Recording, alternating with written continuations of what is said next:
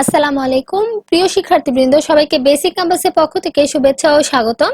আমাদের আজকের আলোচনার বিষয় হচ্ছে 2021 সালের এসএসসি পরীক্ষায় অংশগ্রহণকারী শিক্ষার্থীদের জন্য অ্যাসাইনমেন্ট নিয়ে, এবং অ্যাসাইনমেন্টের বিষয়টি হচ্ছে হিসাব বিজ্ঞান, যা বিষয় কোড হচ্ছে 146। তো বন্ধুরা, অ্যাসাইনমেন্টটা কমপ্লিট করার আগে আমাদেরকে এটা প্রশ্নপত্র খুব ভালো করে বুঝে নিতে হবে, তারপর অ্যাসাইনমেন্টটা কমপ্লিট করতে হবে। তো বন্ধুরা, আগে আমরা এটা প্রশ্নপত্র একবার বুঝে তারপর এটা উত্তরপত্র করার চেষ্টা করব। তো বন্ধুরা দেখো, স্ক্রিনে আমরা যেটা দেখতে পাচ্ছি সেটা হচ্ছে আমাদের সেই হিসাব বিজ্ঞান অ্যাসাইনমেন্টের প্রশ্নপত্রটি।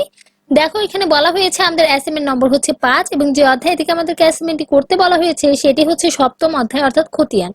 এখন আমরা দেখে নেব আমাদের নির্ধারিত কাজটাকে। এই অ্যাসাইনমেন্ট বক্সের মধ্যে আমাদের নির্ধারিত কাজটি বলা আছে। তো এখানে বলা হয়েছে ব্যবসায় প্রতিষ্ঠানের পাকা বই হিসেবে খতিয়ান, এটা হচ্ছে আমাদেরকে শিরোনাম লিখতে হবে। তারপর দেখো আমাদের নির্ধারিত কাজটা, এখানে সহায়ক কিছু তথ্য দেওয়া আছে যেগুলো অনুসারে আমাদেরকে অ্যান্সার করতে হবে। তো দেখো, সহায়ক তথ্যের মধ্যে লেখা আছে রুবাইয়া ট্রেডার্স এর 2020 সালের মে মাসের কতিপয় লেনদেন নিম্নরূপ। তো দেখো, মে মাসের 5 তারিখে ধারে পণ্য ক্রয় করা হয়েছিল 45,000 টাকার। মে মাসের 8 তারিখে পণ্য বিক্রয় 50,000 টাকা, যার 60% চেকে এবং 40% নগদে। আবার মে মাসের 13 তারিখে দেখো, ব্যবসায়ের জন্য চেক দ্বারা আলমারি ক্রয় করা হয়েছিল 25,000 টাকা। মে মাসে 15 তারিখে মালিক কর্তৃক পণ্য উত্তোলন হয় 5,200 টাকা। মে মাসে 18 তারিখে দেনাদার থেকে প্রাপ্তি হয় 4,000 টাকা, এবং মে মাসে 30 তারিখে পাওনাদারকে পরিশোধ হয় 8,500 টাকা। এই যে সহায়ক তথ্য যেগুলো দেওয়া আছে, এগুলো কিন্তু খুবই গুরুত্ব সহকারে আমাদেরকে মনে রাখতে হবে, কারণ এগুলো যখন অ্যাসাইনমেন্টের খাতার মধ্যে হচ্ছে আমরা অ্যান্সার করবো, তখন এই সহায়ক তথ্যটা আমাদের খুব কাজে দিবে। এর পরবর্তীতে দেখো, এখানে শিখন ফল দেওয়া আছে, এগুলো তোমরা পড়ে নিবে। এখানে বলা হয়েছে যে তোমরা এই অ্যাসাইনমেন্টটা করার ফলে কি কি শিখতে পারবে, তো এটাও দেখে নিবে তোমরা। এর পরবর্তীতে আমরা দেখে নিব আমাদেরকে কোনগুলো শর্ত ফলো করে অ্যাসাইনমেন্টটা কমপ্লিট করতে হয়। দেখো, নির্দেশনা বক্সের মধ্যে আমাদের সেই শর্তগুলো বলা আছে।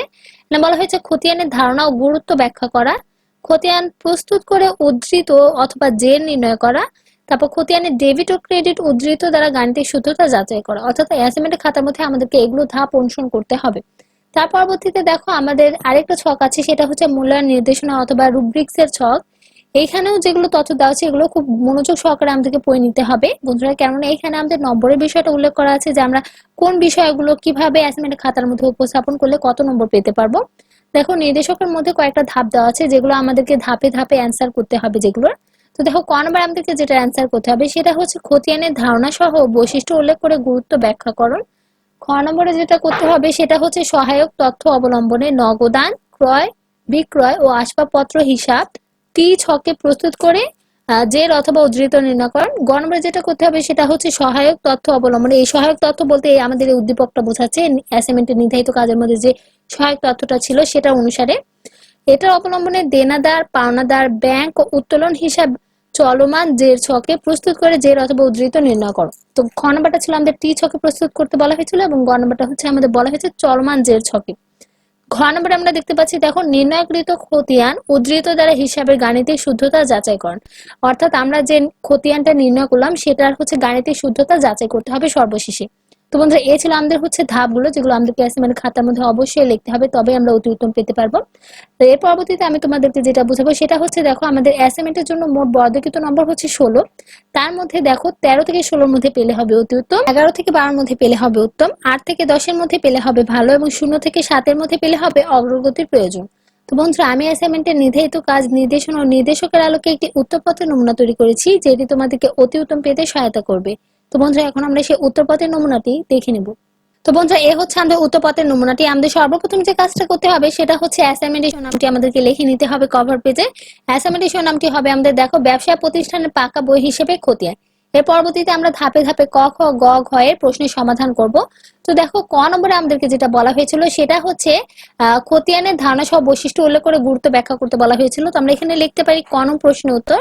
লিখে হচ্ছে আমরা এটা লিখবো যে নিম্নে খতিয়ানের ধারণা সহ বৈশিষ্ট্য উল্লেখ করে গুরুত্ব ব্যাখ্যা করা হলো। এটা লেখার পর হচ্ছে আমরা খতিয়ানের প্রথমে ধারণা লিখবো, তারপর হচ্ছে সেটা বৈশিষ্ট্য লিখবো, এবং সর্বশেষে সেটা হচ্ছে গুরুত্ব লিখে আমরা ক নম্বরটা ধাপটা শেষ করে দেবো। তো দেখো, খতিয়ানের ধারণার মধ্যে আমরা লিখতে পারি খতিয়ান হলো হিসাব চক্রের চতুর্থ ধাপ। ইংরেজি শব্দ লেডজার এর বাংলা পারিভাষিক হচ্ছে খতিয়ান। খতিয়ানের আবিধানিক অর্থ হলো তাক বা শেলফ। বাসগৃহের প্রয়োজনীয় সামগ্রী যেমন তাক করে সাজিয়ে রাখা হয়, তেমনি ব্যবসায়ের লেনদেনগুলো লেডজার অর্থাৎ খতিয়ানে শ্রেণীবদ্ধ করে সাজিয়ে রাখা হয়। এর পরবর্তীতে আমরা লিখতে পারি, দেখো, খতিয়ান হলো হিসাবের স্থায়ী অথবা পাকা বই। হিসাব রক্ষণের নিয়ম অনুসারে প্রতিষ্ঠানে কোনো লেনদেন সংগঠিত হওয়ার সাথে সাথে তার জাবেদাতে লিপিবদ্ধ করা হয় এবং পরবর্তীতে খতিয়ানে তা স্থানান্তর করার মাধ্যমে হিসাবটি স্থায়ীভাবে লিপিবদ্ধ হয়ে যায়। এর পরবর্তীতে আমরা লিখবো, দেখো কেসো এবং কিমেলের মত অনুসারে the entire group of accounts maintained by a company is called the ledger. এবং আবার দেখো according Oxford dictionary of accounting, তারা বলেছেন যে তাদের মত অনুসারে প্রণালী a ledger is a large book with separate pages for each account.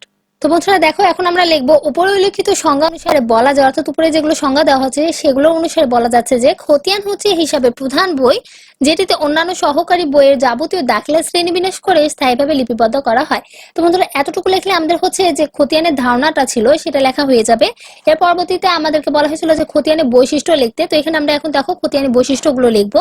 তো খতিয়ানের বৈশিষ্ট্য লেখার আগে আমাদেরকে কিছু তথ্য আগে লিখে নিতে হবে, যে দেখো খতিয়ান হচ্ছে হিসাব নিকাশ সংক্রান্ত সর্বাপেক্ষা গুরুত্বপূর্ণ হিসাব বই। নিম্নের বৈশিষ্ট্যগুলো আলোচনা করা হলো, এখন হচ্ছে ধাপে ধাপে আমরা এর বৈশিষ্ট্যগুলো লিখবো। তো দেখো, 1 নম্বরে আমরা লিখতে পারি খতিয়ানের নির্দিষ্ট কাঠামো রয়েছে। অসংখ্য হিসাব খাতে প্রত্যেকটি একই কাঠামো বা ছকে বিন্যাস করে খতিয়ানে লিপিবদ্ধ করা হয়। এর কাঠামো রয়েছে দুটি, যথা হচ্ছে সনাতন ছক বা টি ছক, এবং 2 নম্বর হচ্ছে আধুনিক ছক অথবা হচ্ছে চলমান জের ছক।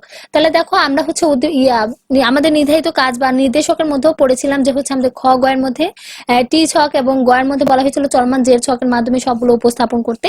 তো এখানে আমরা দেখতে পাচ্ছি যে আমাদের খতিয়ানের হচ্ছে দুটা কাঠামো রয়েছে, একটা হচ্ছে টি ছক আর একটা হচ্ছে চলমান জের ছক। এর পরবর্তীতে আমরা 2 নম্বরে লিখতে পারি, দেখো খতিয়ানের হিসাব খাতের জন্য আলাদা আলাদা শিরোনাম থাকবে, যেমন নগদ প্রাপ্তি ও প্রদানের ক্ষেত্রে নগদান হিসাব হবে, আয় সংক্রান্ত হিসাবের ক্ষেত্রে যেমন ভাড়া পাওয়া গেলে ভাড়া হিসাব শিরোনাম লিপিবদ্ধ করতে হবে। এর পরবর্তীতে দেখো আমরা 3 নম্বর বৈশিষ্ট্য যেটা দিতে পারি সেটা হতে পারে যে খতিয়ান হিসাবে লেনদেনের তারিখ লিপিবদ্ধ করার জন্য খতিয়ানের ডেবিট ও ক্রেডিট উভয় পাশেই তারিখের ঘর থাকে, তারিখের ক্রম অনুসারে হিসাব লিপিবদ্ধ করা হয়। 4 নম্বরে আমরা লিখতে পারি টি ছক অনুযায়ী প্রতিটি খতিয়ানের দুটি দিক থাকে, বাম পাশে ডেবিট এবং ডান পাশে ক্রেডিট, আর চলমান জের ছকে প্রতিটি খতিয়ানের ডেবিট ক্রেডিট ঘর সহ অতিরিক্ত জের লেখার ঘর থাকে। তো দেখো 5 নম্বরে আমরা লিখতে পারি খতিয়ানে দুটো টাকার ঘর থাকে, ডেবিট দিকে ডেবিট টাকার ঘর এবং ক্রেডিট দিকে ক্রেডিট টাকার ঘর। 6 নম্বরে আমরা যে বৈশিষ্ট্যটা লিখবো সেটা হচ্ছে, দেখো নির্দিষ্ট সময় শেষে খতিয়ান হিসাবে প্রতিটি হিসাব খাতের জের টানা আবশ্যক। তাহলে এই উপরে উল্লেখিত বৈশিষ্ট্য খতিয়ানে বিদ্যমান থাকে এবং এই সকল বৈশিষ্ট্য জানা আমাদের জন্য খুবই গুরুত্বপূর্ণ। তো বন্ধুরা এখানে আমাদের বৈশিষ্ট্য লেখাও হয়ে যাবে। এর পরবর্তীতে আমরা খতিয়ানের গুরুত্ব নিয়ে আলোচনা করব। খতিয়ানের গুরুত্বের ক্ষেত্রে আমরা প্রথমে লিখতে পারি, দেখো খতিয়ানের গুরুত্ব। খতিয়ান হতে ব্যবসায়ের সঠিক আর্থিক চিত্র যে কোনো সময় পাওয়া যায়। খতিয়ানকে এজন্য আধুনিক হিসাব রক্ষণের হাতিয়ার বলা হয়। নিম্নের গুরুত্ব ব্যাখ্যা করা হলো। তো 1 নম্বরে আমরা যেটা লিখবো সেটা হচ্ছে, দেখো প্রয়োজনীয় তথ্য। আমি এখানে পয়েন্ট আকারে দিয়েছি, তোমরা হচ্ছে ভিতরে ব্যাখ্যা সহ লিখে নিবে এই পাশে যেগুলো লেখা আছে। তোমরা চাইলে এখানে হচ্ছে এইগুলো কথার পাশাপাশি আরো কিছু কথা অ্যাড করতে পারো, তোমাদের ইচ্ছার উপর সেগুলো ডিপেন্ড করবে। তো বন্ধুরা এখন দেখো আমি এখানে হচ্ছে গুরুত্বগুলো পয়েন্ট আকারে ব্যাখ্যা করেছি। এখানে যেগুলো তথ্য দেওয়া আছে এগুলো তোমরা নির্ভুলভাবে নিজের অ্যাসাইনমেন্টের খাতার মধ্যে লিখে নেবে। তো দেখো 1 নম্বরে আমাদের দেওয়া আছে প্রয়োজনীয় তথ্য, 2 নম্বরে দেওয়া আছে ভুল ত্রুটি উদ্ঘাটন ও সংশোধন, 3 নম্বরে যে গুরুত্বটা সেটা হচ্ছে পূর্ণাঙ্গ হিসাব ব্যবস্থার ক্ষেত্রে, তারপর 4 নম্বরে যেটা দেওয়া আছে সেটা হচ্ছে, দেখো লাভ লোকসান নির্ণয়ের ক্ষেত্রে খুব গুরুত্বপূর্ণ ভূমিকা রাখে খতিয়ানটি, 5 নম্বরে যেটা আছে সেটা হচ্ছে রেওয়ামিল প্রস্তুত করো। এখানে দেখো আমি 5টা গুরুত্ব দিয়েছি, তোমরা চাইলে নিজের বই থেকে হচ্ছে আরো কিছু গুরুত্ব এখানে অ্যাড করে দিতে পারো, কোনো সমস্যা হবে না। এখানে বলা হয়নি যে তোমাদেরকে 5টাই দিতে হবে, তোমরা চাইলে বেশিও দিতে পারো, তোমাদের ইচ্ছার উপর ডিপেন্ড করে যে তোমরা কিভাবে খাতাটা উপস্থাপন করবে। তো তোমরা চাইলে এগুলো লিখতে পারো অথবা নতুন করে কিছু অ্যাড করতেও পারো। তো বন্ধুরা এর পরবর্তীতে আমরা যেটা লিখবো সেটা হচ্ছে, দেখো উপরিউক্ত আলোচনা দ্বারা এই সিদ্ধান্তে উপনীত হওয়া যায় যে হিসাব রক্ষণ খতিয়ানে অত্যন্ত গুরুত্বপূর্ণ ভূমিকা পালন করে, কাজে খতিয়ানে ব্যবহারিক গুরুত্ব প্রয়োজনীয়তা অপরিসীম। তো বন্ধুরা এতদূর পর্যন্ত লিখলে আমাদের ক নম্বর যে ধাপটা ছিল বা ক নম্বর যে প্রশ্নটা ছিল সেটা লেখা কমপ্লিট হয়ে যাবে। এর পরবর্তীতে আমরা খ নম্বর ধাপ নিয়ে আলোচনা করবো অথবা খ নম্বর প্রশ্ন উত্তরের সমাধান করব। তো বন্ধুরা দেখো আমাদের খ নম্বর উত্তরটা হবে এরকম। আমরা প্রথমে লিখব খ নম্বর প্রশ্ন উত্তর। আমাদেরকে বলা হয়েছিল যে সহায়ক তথ্য অবলম্বনে নগদান ক্রয় বিক্রয় ও আসবাবপত্র হিসাব ছকে প্রস্তুত করে জের বা উদ্ধৃত নির্ণয় করো। এখন যে হিসাব ছকটা আমাদের যে থাকবে সেটা টি ছকের মাধ্যমে আমাদেরকে হচ্ছে প্রস্তুত করতে বলা হয়েছিল। তো এখন আমরা এখানে লিখতে পারি, দেখো আমরা হচ্ছে কোম্পানিটার নাম দিব অর্থাৎ রুবাইয়ের ট্রেডার্স। তারপর হচ্ছে আমরা এখানে লিখবো যেহেতু আমরা খতিয়ান নির্ণয় করছি টি ছকের, সেহেতু আমরা এখানে সাধারণ খতিয়ান অথবা লিখতে পারি খতিয়ান বই এবং পাশে লিখে দিব যে টি ছক। এর পরবর্তীতে আমাদেরকে দেখো প্রথমে বের করতে বলা হয়েছিল নগদান, তার পরবর্তীতে ক্রয়, তারপর হচ্ছে বিক্রয়, তারপর আসবাবপত্র হিসাব। তো প্রথমে আমাদেরকে যেহেতু নগদানটা বের করতে বলা হচ্ছে, তাহলে প্রথমে আমরা নগদান হিসাবের ছকটা অঙ্কন করে নিব। দেখো ছকটা হবে আমাদের এরকম, আমাদের প্রথম ঘরটা থাকবে দেখো ডেবিটের, এবং পরবর্তী যে ঘরটা সেটা হচ্ছে ক্রেডিটের থাকবে। এই ডেবিটের মধ্যে আবার যতগুলো ঘর থাকবে সেম ঘরগুলো আবার ক্রেডিটের ক্ষেত্রেও থাকবে, অর্থাৎ তারিখ, বিবরণ, জাবেদা পৃষ্ঠা এবং টাকা। আবার দেখো ক্রেডিটের ক্ষেত্রেও সেগুলো আছে, তারিখ, বিবরণ, জাবেদা পৃষ্ঠা এবং টাকা। তো এখন দেখো আমরা হচ্ছে এখানে তথ্যগুলো, সহায়ক তথ্য অনুসরণ করে এখানে সমাধান করব। তো দেখো এখানে তারিখ দেওয়া হয়েছে, ডেবিটের ক্ষেত্রে তারিখ দেওয়া হয়েছে 2020 সালের মে মাসের 8 তারিখ। দেখো আমরা এখন সহায়ক তথ্যতে চলে যাব। সহায়ক তথ্য থেকে আমরা মনে করার চেষ্টা করব যে আমাদের 8 তারিখের মধ্যে কি করা হয়েছিল। তো আমাদের মে মাসে 8 তারিখে পণ্য বিক্রয় করা হয়েছিল 50,000 টাকা, যার হচ্ছে 60% ছিল চেকে এবং 40% ছিল নগদে। আর যেহেতু আমরা নগদান হিসাবটা নির্ণয় করছি, সেহেতু আমরা নগদের যে 40%টা ছিল সেটা এখানে তুলবো। অর্থাৎ আমাদের বিক্রয়টা ছিল 50,000 এবং তার মধ্যে নগদটা ছিল আমাদের 40%। তাহলে 50,000-এর 40% হচ্ছে আমাদের দেখো 20,000। আর এবং মে মাসে 18 তারিখে আমাদের করা হয়েছিল যে দেনাদার থেকে প্রাপ্তি 4,000 টাকা পাওয়া হয়েছিল। তো এখানে আমরা লিখবো যে দেনাদার হিসাব হচ্ছে আমাদের 4,000 টাকা। তো এটা দেখো আমাদের টোটাল করলে হচ্ছে 24,000 টাকা। তার পরবর্তীতে আমরা ক্রেডিটের আগে সমাধান করে নিব, তারপর আমরা ব্যালেন্সটা নির্ণয় করব। দেখো ক্রেডিটের ক্ষেত্রে আমাদের 2020-এর মে মাসের 30 তারিখে পাওনাদারকে পরিশোধ করা হয়েছিল 8,500 টাকা। তাহলে এখানে পাওনাদার হিসাবটা হবে আমাদের 8,500 টাকা। তো বন্ধুরা দেখো এখানে আমরা দেখতে পাচ্ছি আমাদের ডেবিটটা হচ্ছে 24,000 টাকা এবং ক্রেডিটটা হচ্ছে 8,500 টাকা। আমাদেরকে সর্বদা ডেবিট এবং ক্রেডিট সমান রাখতে হবে। তো প্রথমে আমরা কি করব, এই 24,000টা এর নিচেও লিখে দিব। লেখার পর হচ্ছে আমরা এই 24,000কে এই 24,000 যেটা আমরা টোটাল পেলাম এটার সাথে হচ্ছে ক্রেডিটে যে 8,500 টাকা পেয়েছি সেটাকে মাইনাস করে দেব, এবং মাইনাস করার পর যে ডিফারেন্সটা আমাদের থাকছে, অর্থাৎ যেটা অ্যান্সার বের হচ্ছে সেটা আমরা হচ্ছে ব্যালেন্স সিডিতে লিখে দিব, যেটা হবে আমাদের মে মাসের 31 তারিখে। অর্থাৎ আমাদের যে ব্যালেন্সটা থেকে যাচ্ছে সেটা হচ্ছে দেখো 15,500 টাকা।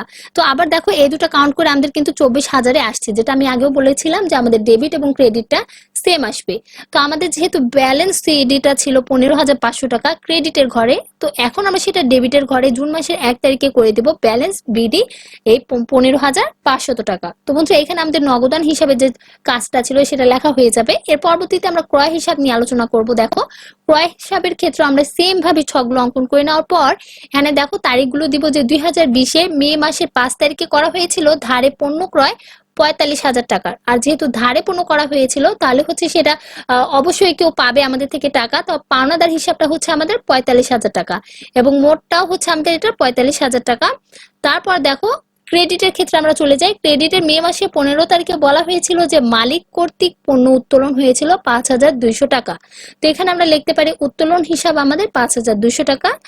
এবার আমরা হচ্ছে দেখতে পাচ্ছি যে আমাদের ডেবিটটা হচ্ছে বেশি এবং ক্রেডিটটা হচ্ছে কম, অর্থাৎ ডেবিটটা অ্যান্সার হচ্ছে আমাদের 45,000 টাকা এবং ক্রেডিট হচ্ছে 5,200 টাকা। এবং আমি আবারও বলেছিলাম যে ডেবিট এবং ক্রেডিট আমাদের সর্বদা সমান হবে, সেহেতু হচ্ছে আমরা প্রথমে এই ডেবিটের মানটা যেটা পেয়েছি সেটা ক্রেডিটের মানের এখানে বসানোর পর আমরা এই ডেবিটের মান যেটা টোটাল পেয়েছি সেটার সাথে হচ্ছে 5,200টা বিয়োগ করে দেবো। বিয়োগ করার পর আমরা যেটা মানে হচ্ছে মানটা পাবো সেই মানটা হচ্ছে আমাদের বসবে মে মাসে 31 তারিখে, অর্থাৎ ব্যালেন্সের সিডিতে, অর্থাৎ 29,800 টাকা। তারপর আমরা দেখবো এই দুটো টোটাল করে আমাদের ওই মানটাই আসছে, অর্থাৎ সেম মানই চলে আসছে। তো এর পরবর্তীতে আমরা যেটা ব্যালেন্সের সিডিটা পেয়েছি সেটা হচ্ছে আমরা জুন মাসের 1 তারিখে লিখবো ব্যালেন্স বিডি ডেবিটের ক্ষেত্রে 29,800 টাকা। এখানে আমাদের ক্রয় হিসাবটাও হয়ে যাবে।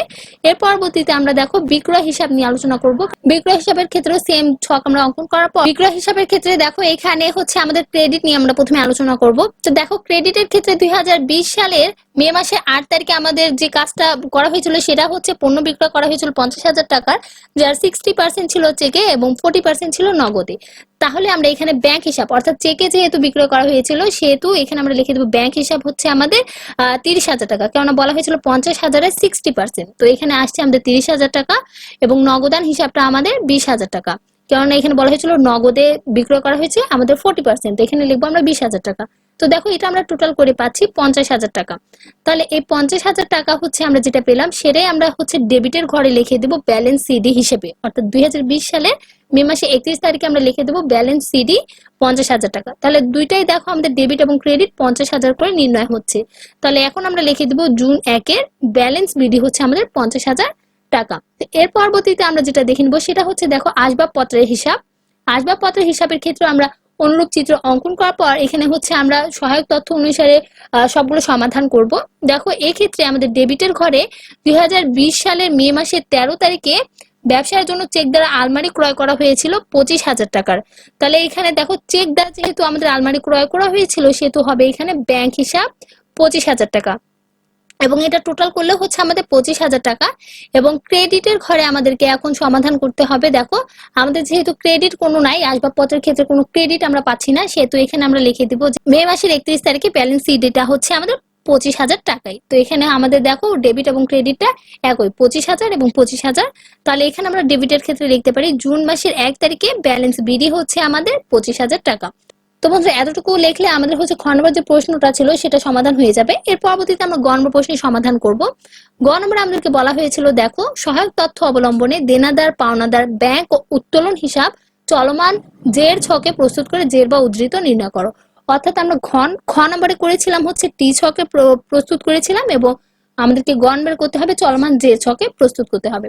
তো দেখো এখানে আমরা লিখতে পারি যে রুবাইয়া ট্রেডার্স এর সাধারণ খতিয়ান অথবা খতিয়ান বই চলমান জের ছক, এটা অবশ্যই লিখে নিতে হবে, কারণ আমাদেরকে আগে লিখতে হবে যে আমরা কোন ছক অনুসারে এই কাজগুলো করছি। তারপর হচ্ছে আমাদের প্রথমে করতে বলা হয়েছিল দেনাদার হিসাবটা নির্ণয় করতে। তো দেনাদার হিসাবের ক্ষেত্রে দেখো আমরা যেটা করতে পারি সেটা হচ্ছে আমরা তারিখ দিব, বিবরণটা লিখবো, তারপর জাবেদা পৃষ্ঠা, ডেবিট ক্রেডিট, তারপর হচ্ছে আমরা জের বা উদ্ধৃত অর্থাৎ আসল ডেবিট ক্রেডিট টাকাটা লেখার পর আমরা জের অংশটাও লিখে নিব এখানে। তো বন্ধু এটা হচ্ছে আমাদের চলমান জেরের ছকটি।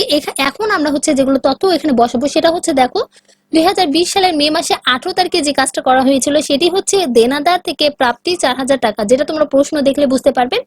তাহলে দেনাদার থেকে যেহেতু প্রাপ্তি হয়েছে অবশ্যই সেটা নগদ পেয়েছি আমরা, অথবা রুবাই ট্রেডার্স নগদ পেয়েছে, সেজন্য এখানে হবে আমাদের নগদান হিসাব ক্রেডিট 4,000 টাকা, এবং জেরের ক্ষেত্রে আমাদের হবে 4,000 টাকা ক্রেডিট। তো এখানে আমাদের দেনাদার হিসাবটা হয়ে যায়। এর পরবর্তীতে আমরা পাওনাদার হিসাবে আলোচনা করব। পাওনাদার হিসাবের ক্ষেত্রে আমরা সেম ছক অঙ্কন করার পর এখানে তথ্যগুলো যেগুলো বসাবো সেটা হচ্ছে দেখো 2020 সালে মে মাসে 5 তারিখ কি হয়েছিল প্রশ্ন আমরা দেখলে বুঝতে পারছি। দেখো প্রশ্নতে বলা হয়েছিল যে ধারে পণ্য ক্রয় করা হয়েছে 45,000 টাকার। তাহলে ক্রয় হিসাবটা হবে আমাদের দেখো ক্রেডিটের ক্ষেত্রে 45,000 টাকা, এবং আমাদের জেরও হবে ক্রেডিট 45,000 টাকা। এর পরবর্তীতে মে মাসের 30 তারিখে আমাদের যে কাজটা করা হয়েছিল বা রুবাই ট্রেডার্স এর কাজটা করা হয়েছিল সেটি হচ্ছে পাওনাদারকে পরিশোধ করা হয়েছিল 8,500 টাকা, এবং পাওনাদারকে যেহেতু টাকা দেওয়া হয়েছে সেহেতু অবশ্যই নগদ দেওয়া হয়েছে। তো এই নগদান হিসাবের ক্ষেত্রে আমরা ডেবিটের ক্ষেত্রে লিখবো 8,500 টাকা। তো দেখো আমরা যেটা হচ্ছে 45,000 ক্রেডিটটা পেলাম এবং ডেবিটটা পেলাম 8,500 টাকা, এই দুটাকে আমরা হচ্ছে মাইনাস করে নিব। মাইনাস করলে আমাদের যে অ্যান্সারটা হচ্ছে সেটা হলো 36,500 টাকা, এবং এটা হচ্ছে আমরা ক্রেডিটের ঘরে লিখবো কেননা ক্রেডিটের মানটা আমাদের বড় ছিল। বন্ধুরা এখন আমরা ব্যাংক হিসাব নিয়ে আলোচনা করব। ব্যাংক হিসাবের ক্ষেত্রে আমরা সেম হচ্ছে ছকটা অঙ্কন করে নেওয়ার পর আমরা হচ্ছে যেগুলো তথ্য এখানে বসাতে পারি। দেখো তোমাদেরকে অবশ্যই যে উদ্দীপকটা দেওয়া হয়েছিল সেটা অনুসারে এই ছকটা মানে প্রস্তুত করতে হবে। এখানে দেখো 2020 সালের মে মাসে 8 তারিখ আমাদের বলা হয়েছিল পণ্য বিক্রয় করা হয়েছে 50,000 টাকা, যার 60% ছিল আমাদের চেকে, এবং যেহেতু আমাদেরকে ব্যাংক হিসাব করতে বলা হয়েছে সেহেতু আমরা চেকটা আমরা জানি যে ব্যাংক হিসাবের আওতায় পড়তেছে, এবং এখানে আমরা তাহলে লিখতে পারি যে বিক্রয় হিসাব আর 50,000-এর 60% হচ্ছে আমাদের 30,000 টাকা, যেটা হচ্ছে ডেবিট, এবং আবার জেরের ঘরে আমরা লিখে দেবো 30,000 টাকা। তার পরবর্তীতে দেখো মে মাসের 13 তারিখে ব্যবসার জন্য চেক দ্বারা আলমারি ক্রয় করা হয়েছিল, এক্ষেত্রেও কিন্তু চেকের কথাটা উল্লেখ আসছে, তার ফলে এটাও হবে আমাদের ব্যাংক হিসাবের আওতাভুক্ত। তাহলে এখানে আমরা লিখে দেবো আসবাবপত্র হিসাবটা হচ্ছে আমাদের 25,000 টাকা। তাহলে এখন দেখো 30,000 থেকে এই 30,000 থেকে 25,000 যদি আমরা মাইনাস করি তাহলে আমাদের অ্যান্সারটা হচ্ছে 5,000 টাকা। তো বন্ধুরা এখানে হচ্ছে আমাদের ব্যাংক হিসাবটা হয়ে যায়। এর পরবর্তীতে আমরা যেটা করবো সেটা হচ্ছে উত্তোলন হিসাব। তো উত্তোলন হিসাবের ক্ষেত্রেও আমি আবার বলছি অনুরূপ ভাবে ছকগুলো অঙ্কন করে নিতে হবে। অঙ্কন করার পর আমরা যে তথ্যটা বসাবো সেটা হচ্ছে দেখো 2020 সালে মে মাসে 15 তারিখে আমরা উদ্দীপকটা আবার চলে যাব। উদ্দীপকে বলা হয়েছিল যে মে মাসে 15 তারিখে মালিক কর্তৃক পণ্য উত্তোলন করা হয়েছিল 5,200 টাকা, আর যেহেতু উত্তোলন করা হয়েছিল সেজন্য আমরা এই তথ্যটা উত্তোলন হিসাবে বসাচ্ছি। সেক্ষেত্রে ক্রয় হিসাব হচ্ছে আমাদের দেখো 5,200 টাকা, এবং জেরের ক্ষেত্রেও হচ্ছে আমাদের 5,200 টাকা, দুটাই হচ্ছে আমাদের ডেবিট। তো বন্ধুরা এখানে আমাদের যে গ নাম্বার ছিল প্রশ্নটা সেটা সমাধান হয়ে যায়। এর পরবর্তীতে আমরা ঘ নম্বর প্রশ্নের সমাধান করব। দেখো খ নম্বরে আমাদের বলা হয়েছিল যে নির্ণয়কৃত খতিয়ান উদ্ধৃত দ্বারা, অর্থাৎ যেগুলো আমরা খ গয়ে নির্ণয় করলাম সেগুলো খতিয়ান উদ্ধৃত দ্বারাই হিসাবের গাণিতিক শুদ্ধতা যাচাই করতে বলা হয়েছে। তো প্রথমে আমরা এই লাইনটা হেডিং দেওয়ার পর নিচে লিখতে পারি, দেখো রুবাইয়েত ট্রেডার্স এর রেওয়া মিল, অর্থাৎ আমাদেরকে শুদ্ধতা যাচাইকরণের ক্ষেত্রে রেওয়া মিলটা খুবই গুরুত্বপূর্ণ। আমরা রেওয়া মিলটা এখানে নির্ণয় করে নিব। মিল বলতে এটা বোঝাচ্ছে যে আমরা ওই খ গয়ের মধ্যে যেগুলো মানগুলো পেলাম সেই মানগুলো একটা ছকের মধ্যে সবগুলো কাউন্ট করা। তো দেখো এই রেওয়া মিলের ক্ষেত্রে আমরা লিখে নিব 31 মে 2020 সালের, অর্থাৎ মাসের শেষে সবগুলো হিসাব করছি। তাহলে এখানে আমরা প্রথমে যে কাজটা করব সেটা দেখো এই ছকটা অঙ্কন করে নিব এরকম করে। প্রথম ঘরটা হবে ক্রমিক নম্বরের ঘর, 2 নম্বর ঘরটা যেটা হবে সেটা হিসাবের শিরোনাম এবং খতিয়ান পৃষ্ঠা, ডেবিট টাকা, ক্রেডিট টাকা। তো দেখো ক্রমিক আমাদের 1 থেকে 8 পর্যন্ত রয়েছে, কেননা আমরা খ নম্বরে 4টা ধাপ অতিক্রম করেছি এবং গ নম্বরে 4টা ধাপ অতিক্রম করেছি, অথবা মোট 8টার মান নির্ণয় করেছি এবং সেগুলোর মানের টাকাগুলো আমরা এই এখানে যাচাইকরণ করব অথবা গাণিতিক শুদ্ধতা নির্ণয় করব। 1 নম্বরে আমরা যেটা নির্ণয় করেছিলাম সেটা ক্রয় হিসাব। তো ক্রয় হিসাবের ক্ষেত্রে আমাদের ডেবিট টাকার মান এসেছিল 29,800 টাকা। আবার 2 নম্বরে দেখো আমাদের পাওনাদার হিসাবের মানটা এসেছিল ক্রেডিটের ক্ষেত্রে, যেটা 36,500 টাকা।